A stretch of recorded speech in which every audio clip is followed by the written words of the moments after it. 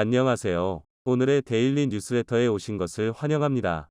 1. 반역자를 대신하는 사람. 2. 새로운 케이프 21 프로젝트.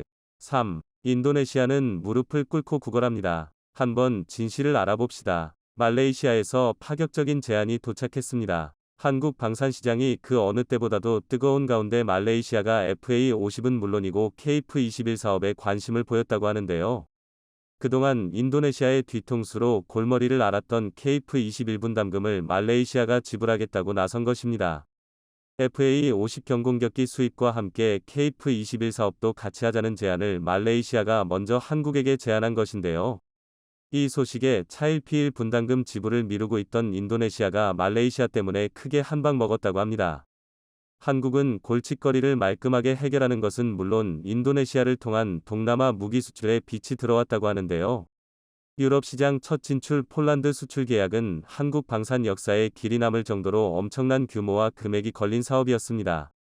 특히 주목을 받았던 것은 FA50 경공격기를 유럽 국가에 수출한 것이라고 할 수 있는데요. 국내 항공기 완제품이 유럽 시장에 처음 진출한 것은 이례적인 일입니다. 그만큼 폴란드에서 향후 제공권 싸움에 있어 한국산 FA50 경공격기가 중요한 역할을 할 것으로 보고 러시아와의 대결을 생각해 주문한 것이라 볼 수 있는데요. 이 사실이 전 세계에 알려지면서 한국산 경공격기에 대한 관심이 폭발했는데요. 놀랍게도 폴란드와 비슷한 시점에 말레이시아에서도 한국산 경공격기 FA50 계약이 성사되었다는 소식이 들려왔습니다. 정부와 방산업계에 따르면 KAI는 말레이시아 정부로부터 오는 9월 FA50 18대 하나로 1조 1천억 원 규모의 수출 우선 협상 대상자로 선정될 것이 유력하다는 내용을 전달했습니다.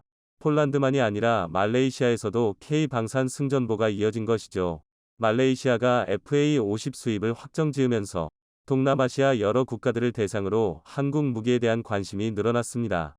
특히 중국이 남중국해는 물론이고 인근 국가에 항모와 전투기 부대를 출격하는 모습을 보이며 위협하는 일이 빈번해지자 이에 맞설 강력한 무기가 필요한 여러 국가들은 한국을 주시하게 되었죠. 이번 말레이시아 사업은 KAI에게 있어 특별히 큰 의미가 있는데요. 말레이시아 경공격기 사업은 거의 포기한 것이나 다름없었던 사업이기 때문입니다. 인도와 터키 등 여러 사업자들이 말레이시아에 공세를 펼치며 자국 전투기 수출에 엄청난 돈을 쏟았기 때문인데요. 그뿐만 아니라 FA50보다 더 저렴한 가격에 많은 대수를 약속하며 자국 전투기를 말레이시아에 수출하기 위한 약속도 아끼지 않는 등 한국에게 유리했던 상황이 아니었습니다. 말레이시아도 다른 국가들이 제시한 파격적인 제안에 넘어가기 직전이었죠. 특히 인도가 내건 조건은 말레이시아가 상상도 하기 힘들 만큼 달콤한 제안들로 가득 차 있었습니다. 자국 전투기 테자스를 판매하기 위해 인도는 사활을 걸었죠. 말레이시아 경전투기 사업 조건인 총액의 50% 현물 지급에 인도가 흔쾌히 동의한 것도 모자라 30% 현지 생산 및 기술 이전에도 인도가 군말 없이 말레이시아 정부의 요구 조건을 맞췄습니다. 인도는 또한 공중급류와 BVR 능력을 모두 갖춘 테자스 전투기의 공중전투 능력에 대한 부분을 강조했는데요. 실전 전투를 상정하고 있는 말레이시아의 속뜻을 읽은 인도가 말레이시아 정부의 가려운 등을 긁어준 것입니다. 테자스 전투기는 초음속 순항미사일인 브라모스 NG를 탑재할 수 있어 테자스 전투기 당 2발을 장착해 총 18대 테자스 전투기에 36발 브라모스 초음속 순항미사일을 운용할 수 있는데요. 인도는 계약 성사 시 브라모스 미사일 제공까지 약속한 것입니다. 게다가 현재 말레이시아 공군이 운용 중인 FA-18D 슈퍼호넷과 같은 F404 엔진을 사용하기 때문에 유지보수에 있어서도 유리하다는 점을 강조. AS-나 운용 인력 교육에 있어 비용을 크게 들일 필요가 없다는 점을 드러냈습니다. 터키도 향후 터키가 개발 중인 5세대 사업에 말레이시아가 선구입을 할 수 있게 접근권을 제공한다고 말하며 휴르젯 경공격기를 만약 말레이시아가 구입한다면 장기적인 기술 지원도 가능하다는 제안을 건넸죠. 터키 항공우주산업 TAI은 달콤한 제안 외에도 말레이시아의 해외 개발 거점을 최초로 개설하면서 무인항공기와 제트 연습기 등 다양한 분야에서 말레이시아와 협력하겠다며 실제 투자까지 감행하는 등 대결에서 밀리지 않겠다는 의사를 보였죠. 한국도 이에 질세라 FA52 최종 조립 라인을 말레이시아 현지에 건설해 기술 협력 및 지원도 생각하고 있다며 말레이시아 정부에게 FA50 구입을 위한 당근을 건넸죠. 그러나 한국 정부의 노력에도 불구하고 사업 초기에는 말레이시아 정부가 테자스 전투기에 더 큰 관심을 보였습니다. 가격이 FA-50보다 월등하게 쌌던 테자스 전투기는 구입 예산이 없었던 말레이시아 입장에서는 탐이 나는 물건이었죠. 상대적으로 가격 경쟁력에서 밀리면서 사업은 이대로 인도가 가져가는 것으로 끝나는 듯 보였습니다. 그러나 이 모든 예상과 예측을 뒤엎고 한국이 최종 협상자가 된 것인데요. 이러한 결정에는 놀랍게도 말레이시아 정부의 치밀한 계산이 있었다고 합니다. 사실 말레이시아 정부에서 경공격기 사업을 서두른 이유는 날이 갈수록 팽창하는 중국의 존재 때문이었습니다. 남중국해 넘어 말레이시아 인근 해역까지 침범하는 중국 항모와 전투기들의 존재가 굉장한 위협이 되었죠. 특히 남중국해 루코니아 암초에 대해 중국이 자국 영역임을 주장 말레이시아 정부의 골머리를 앓게 만들었는데요. 2017년에는 중국 해경선들이 말레이시아 정부의 관할 아래에 있는 이 지역에 출몰해 정기 순찰을 한 사실이 밝혀지면서 충격을 주었죠. 중국 정부는 자국 영해를 순시하는 것은 문제가 없다는 입장을 고수. 말레이시아가 지배하고 있는 루코니아 암초는 베이카한사라는 중국의 땅이라는 주장을 펼쳤습니다. 말레이시아 보르네오 해안에서 145km, 중국 해안에서 1600km 떨어져 있는 이곳 루코니아 암초는 누가 보더라도 말레이시아 영토라 할 수 있지만 중국은 이러한 주장은 들은 척도 하지 않으며 무력 시위에 나선 것입니다. 심지어 작년 6월에도 중국 군용기 16대가 말레이시아 해상구역은 물론 비행정보구역을 넘어와 영유권 분쟁 지역을 비행하는 일이 발생. 말레이시아 정부가 격분한 나머지 중국 대사를 초치하는 일까지 벌어지며 말레이시아 중국 사이의 긴장이 날로 높아졌던 상황. 그렇기에 이번 경공격기 사업은 중국과 상대했을 때를 가정 무력 충돌에서 우위를 점할 수 있는 확실한 제품 구입이 필요했고 그 제품으로 FA-50이 가장 유력한 후보였던 것이죠. 그러나 이것이 선택 이유의 전부는 아니었습니다.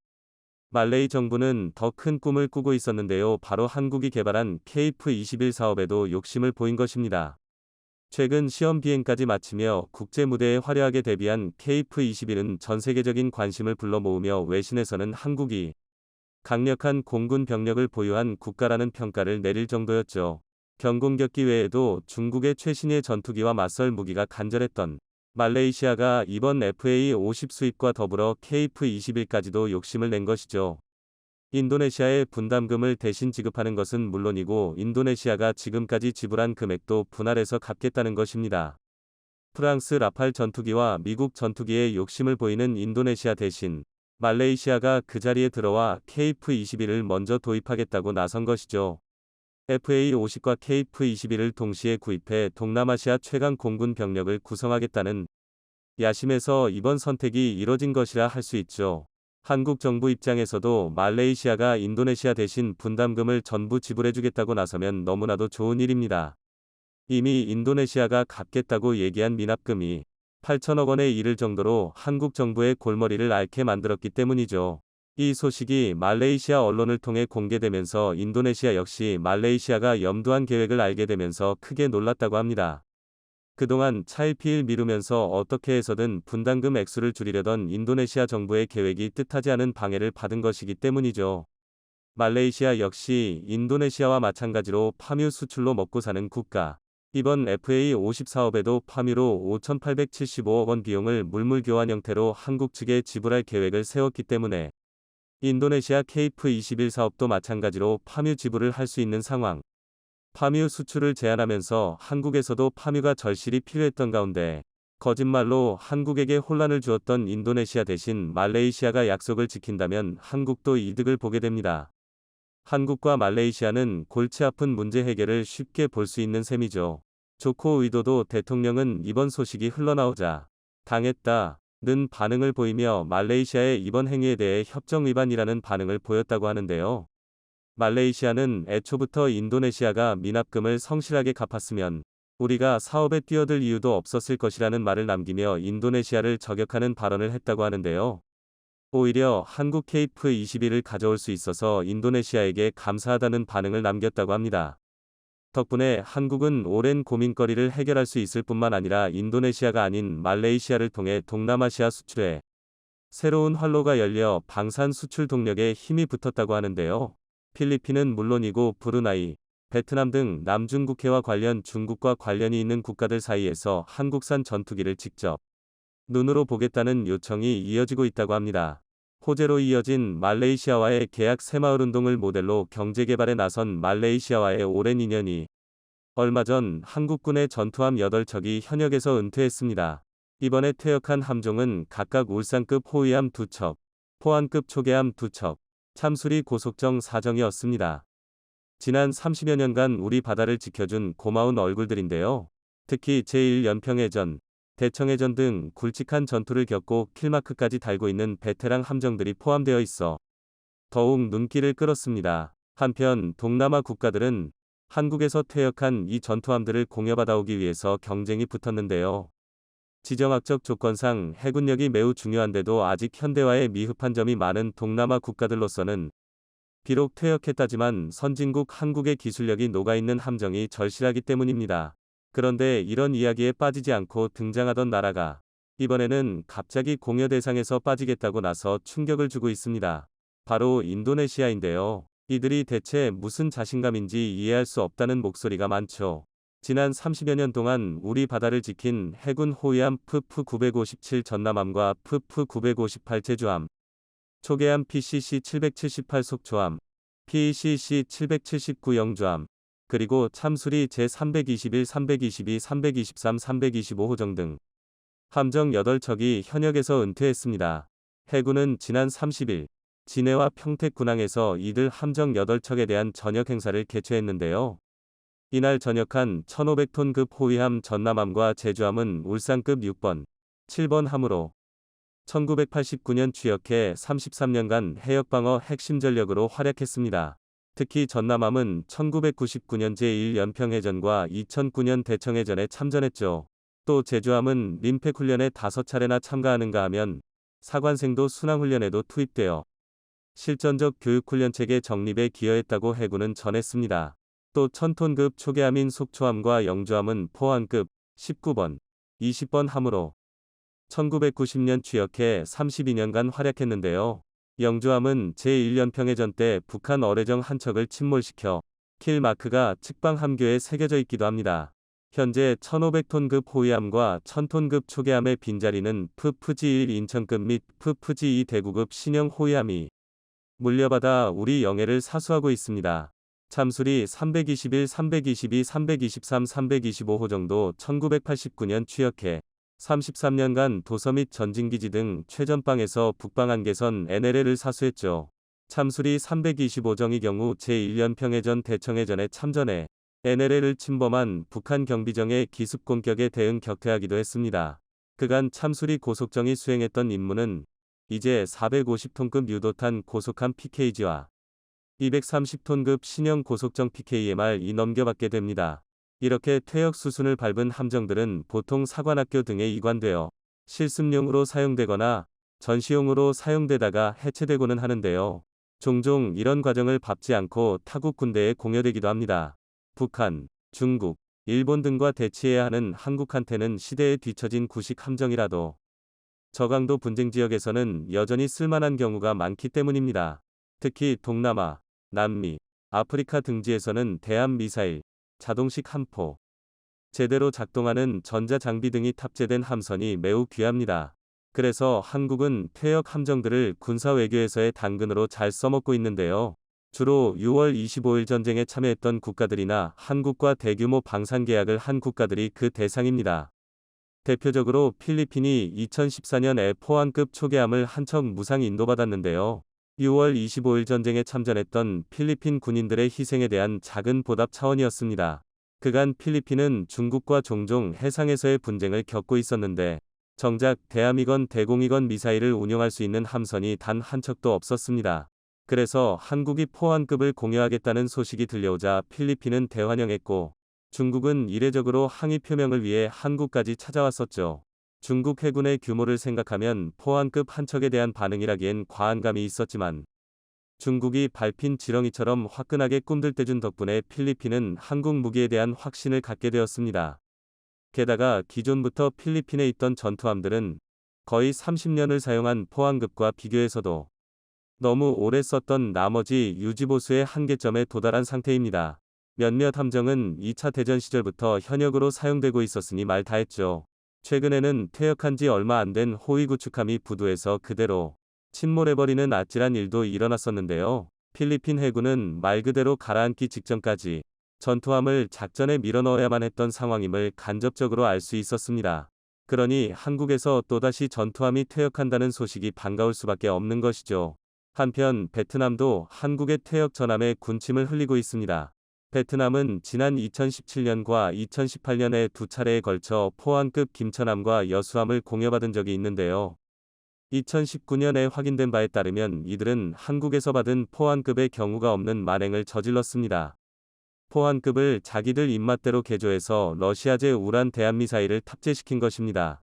쓰라고 줘버렸으니 맘대로 쓸 수는 있는 거지만 보통 국가 간의 공여라는 형태로 무기를 주고받으면 공여국에서 오버홀을 하고 무장도 좀 사가는 것이 도리이자 관례입니다. 하지만 베트남의 경우 자체 오버홀을 하고 하필이면 동구권인 러시아의 무기를 달아버린 것입니다. 게다가 공여받았던 일은 입을 싹 닫고 훈련기 사업에서는 한국의 T-50을 탈락시켰습니다. 그러면서 지난 9월 퇴역 계획이 들려오니까 또 포항급을 받겠다고 줄을 서러왔습니다.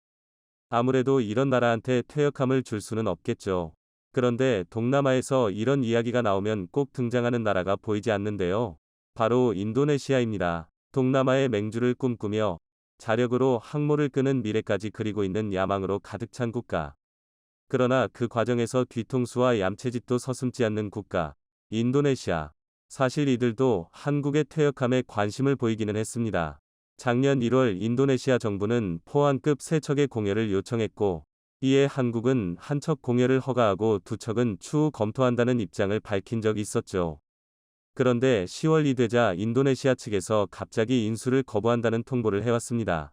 해외 군사 전문 언론 제인스에 따르면 인도네시아 국방부의 최종 거부 결정으로 사업 자체가 무산되었으며 최종 거부 이유는 밝히지 않았다고 하는데요. 전투함 공여 시 공여받는 국가가 비용을 부담해서 오버홀을 진행하는 관례 때문일 것이라고 짐작될 뿐입니다. 인도네시아는 사실 필리핀과 더불어 공여를 요청하면 받을 가능성이 상당히 높은 나라였습니다.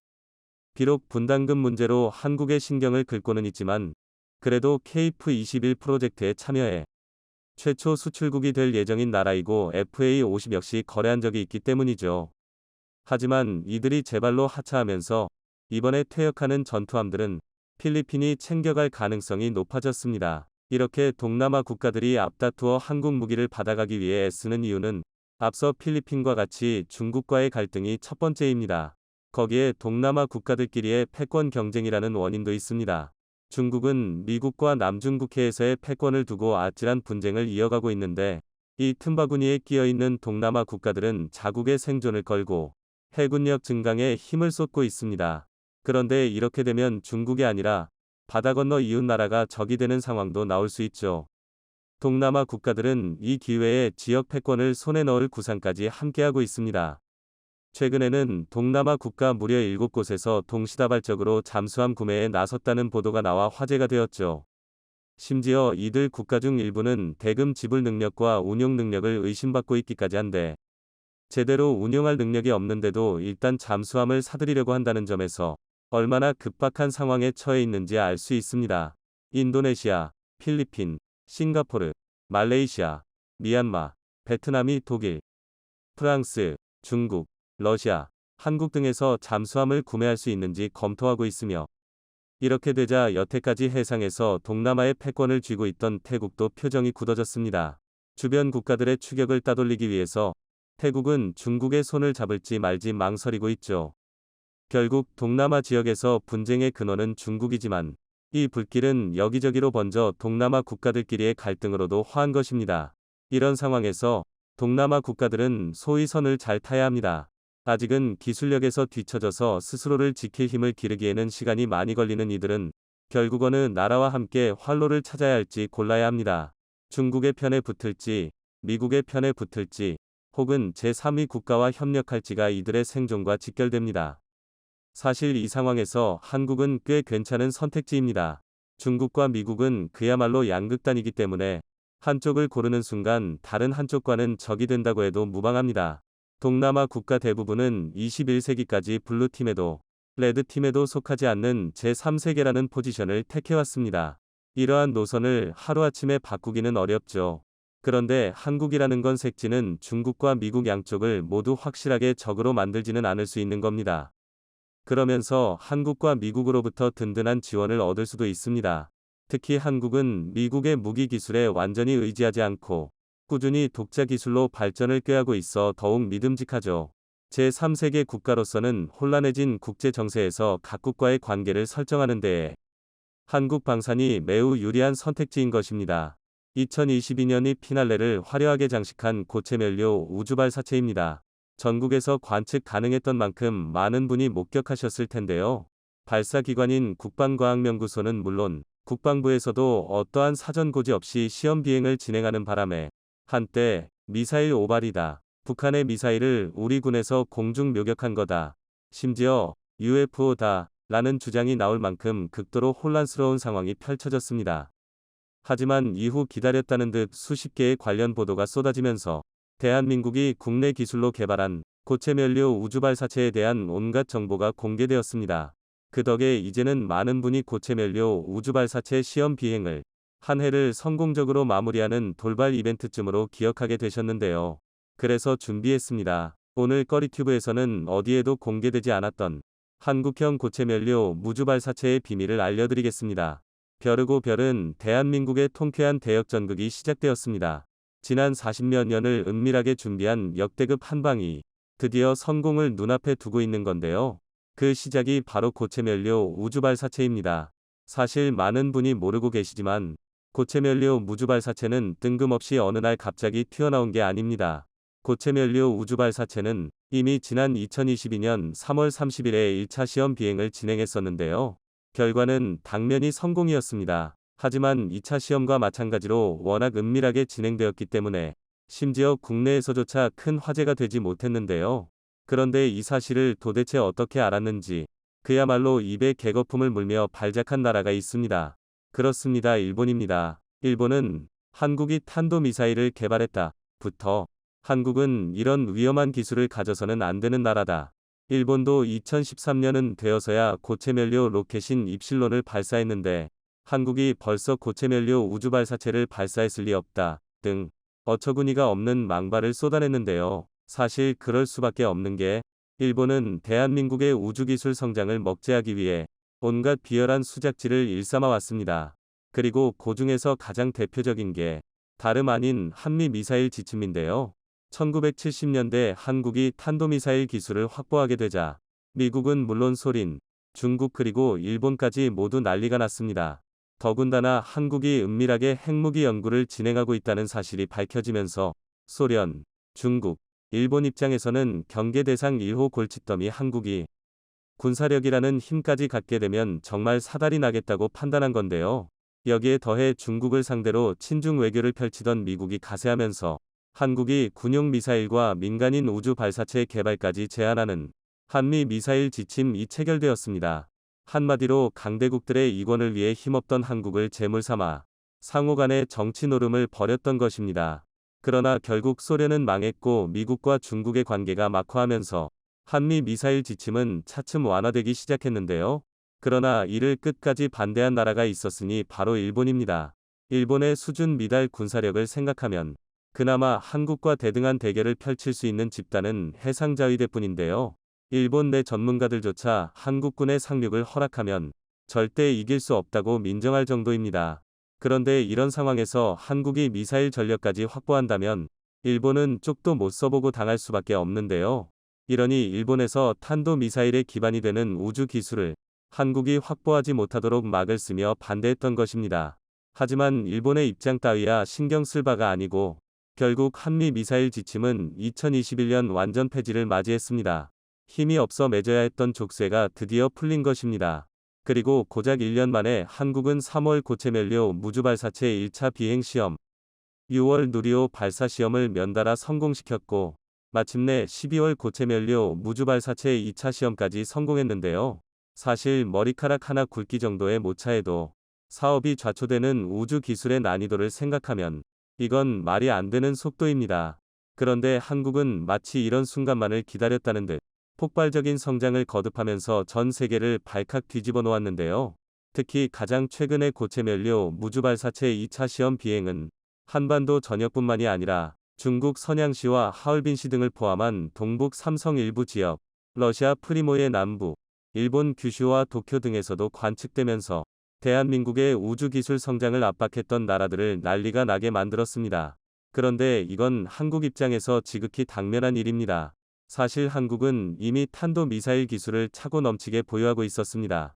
다만 굳이 공개해서 주변국을 긴장하게 만드는 대신 힘을 숨기고 있었을 뿐인데요. 오히려 한미 미사일 사거리 지침을 가림막으로 사용해서 한국의 진짜 저력을 공개하지 않았다는 것입니다. 실제로 고체면료 무주발사체는 대륙간 탄도미사일, 즉 ICBM의 기술과 매우 흡사합니다. 고체면료 무주발사체의 의성이 아니라 탄두를 탑재하면 그대로 ICBM이 되는 건데요. 물론 우리 군에서는 ICBM의 최종 단계라 할 수 있는 재도립 기술은 아직 연구되지 않았다고 주장하고 있습니다. 하지만 고체면료 무주발사체가 ICBM을 면상되게 하는 부분은 또 있습니다. 바로 고체면료라는 부분인데요. 일반적으로 우주 발사체는 고체면료와 액체면료로 나뉩니다. 일례로 누리호가 사용한 건 맥체면료인데요. 액체면료는 밸브를 잠그는 것만으로도 작동을 멈출 수 있고 재점화까지 가능합니다. 또 추력 제어가 쉽기 때문에 발사체 하나가 여러 임무를 동시에 수행할 수 있습니다. 하지만 그만큼 발사체 엔진을 만드는 게 복잡하고 발사 직전에 수시간 동만 액체면료를 주입해야 됩니다. 액체면료의 산화제가 발사체를 부식시킬 수도 있기 때문인데요. 즉 군사적으로 사용하기에는 최악이라 할 수 있습니다. 당장 어느 나라에서 적군이 몇 시간이나 면료를 주입 중인데 보고만 있을 리 없습니다. 모직 북한처럼 능력이 부족한 경우에만 액체면료 미사일을 주력으로 사용하는 건데요. 이는 고체면료를 제어할 기술이 부족하기 때문인데요. 고체면료는 미리 충전해 둘 수 있기 때문에 발사 준비 시간이 굉장히 빠르지만 한번 불을 댕기면 추력을 조절하기 힘들기 때문에 목표한 궤도에 도달하지 못하는 등 안정성이 굉장히 떨어집니다. 하지만 상대방이 미처 대응하기 전에 미사일을 발사할 수 있기 때문에 안전성만 확보할 수 있다면 군사용으로 최적인데요. 한국은 다름 아닌 이 고체면료를 이용한 우주발사체의 시험에 성공한 것입니다. 심지어 그것도 원했던 목표 궤도에 정확히 만착시켰습니다. 주변국이 긴장하지 않을 수 없는데요. 더군다나 한국은 이미 현무사를 개발하면서 ICBM급 발사체 추진력을 확보한 상태입니다. 그 중에서도 특히 현무4.1은 2.5톤 이상의 탄두로 최대 800km의 사거리를 보유하고 있는데요. 고체면료 우주발사체 맨진 1개의 추진력은 이미 현무4 이상의 수준으로 엔진 하나하나가 사거리 3,500km급의 중거리 탄도미사일 IRBM과 동급입니다. 그동안 일반 지면을 180m 이상 관통할 수 있다며 지나치게 강력한 위력을 자랑했던 현무4의 비밀이 밝혀진 건데요. 고체면료 우주발사체의 사거리를 5,500km라고 가정하면 시험 발사 장소민 태안을 기준으로 중국 전역을 사거리 내에 둘 수 있고 러시아 또한 절반 이상을 타격할 수 있습니다. 게다가 일본은 말할 것도 없는데요. 이러니 북한, 중국, 일본이 한마음 한뜻으로 발작할 수밖에 없는 것입니다. 고체면료 무주발사체의 시험 일정을 굳이 공개하지 않고 밤에 발사한 것도 이런 이유 때문인데요. 미리 일정을 발표하면 또 한미 미사일 지침 같은 얼토당토 않는 견제가 들어올까 걱정했던 것입니다. 이제 대한민국은 일단 쏘고 생각해도 될 정도로 충분한 힘을 가졌습니다. 마치 고체면료 무주발사체가 상승 단계에서 신묘한 빛을 냈던 것을 떠오르게 하는데요. 이는 황혼현상으로 미난 굉장히 보기 드문 광경입니다. 우리가 보기에는 밤이라고 생각하지만 성층권에서는 아직 해가 지지 않았기 때문에 발사체가 빛을 발하는 것입니다. 그리고 이처럼 대한민국은 지금 당장 어두워 보여도 뒤에서는 누구보다 찬란한 돌파구를 찾기 위해 노력해왔는데요.